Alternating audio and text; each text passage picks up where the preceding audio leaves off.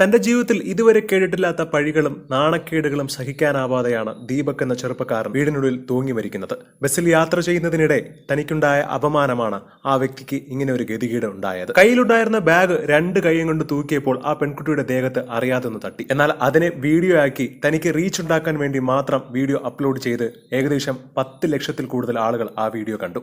ഒടുവിൽ അപമാനം സഹിക്കാനാവാതെ ഭാര്യയും മക്കളെയും അമ്മയും അച്ഛനെയും ഒക്കെ ഉപേക്ഷിച്ചുകൊണ്ട് തൂങ്ങി മരിക്കുകയായിരുന്നു.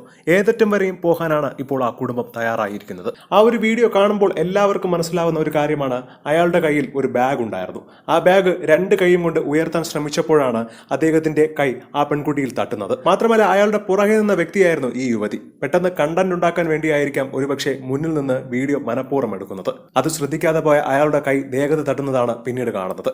ഈ ഒരു വീഡിയോ കാണുന്ന എല്ലാവർക്കും അത് മനസ്സിലാവുന്നതാണ്. എന്നാൽ ഇത്രയുമൊക്കെ ചെയ്തു കൂട്ടിയിട്ടും ആ യുവതിക്ക് യാതൊരു കൂസലുമില്ല. മാത്രമല്ല ആ യുവതിയെ സപ്പോർട്ട് ചെയ്തുകൊണ്ടും കുറെ പെണ്ണുങ്ങൾ രംഗത്തെത്തി. അതിൽ എടുത്തു പറയേണ്ടത് ശ്രീലക്ഷ്മി അറക്കൽ എന്ന യുവതിയാണ്. ഇപ്പോഴിതാ സോഷ്യൽ മീഡിയയിൽ ഒരു പോസ്റ്റ് പങ്കുവച്ചിരിക്കുകയാണ്. നന്നായി കുറെ കാലമായിട്ട് പീഡിപ്പിക്കപ്പെടുന്നവർ മാത്രമാണ് ആത്മഹത്യ ചെയ്യുന്നത്. ഇനി തിരിച്ചാകട്ടെ. ഈ മരണത്തിലൂടെയെങ്കിലും ബസ്സിൽ ആക്രമിക്കപ്പെടുന്ന സ്ത്രീകൾക്ക് നീതി കിട്ടട്ടെ. ആരെങ്കിലും ആത്മഹത്യ ചെയ്യുമെന്ന് കരുതി നിങ്ങൾക്ക് നേരെ നടത്തുന്ന ഈ ഒരു ചൂഷണം മൊബൈലിൽ പകർത്തുന്ന നിർത്താതിരിക്കുക എന്നുള്ള പോസ്റ്റ് പങ്കുവച്ചുകൊണ്ട് തിരിക്കുകയാണ് ശ്രീലക്ഷ്മി അറക്കൽ. എന്താണ് ഇതിനെക്കുറിച്ചുള്ള നിങ്ങളുടെ അഭിപ്രായം എന്ന് താഴെ മറക്കാതെ കമന്റ് ചെയ്യുക.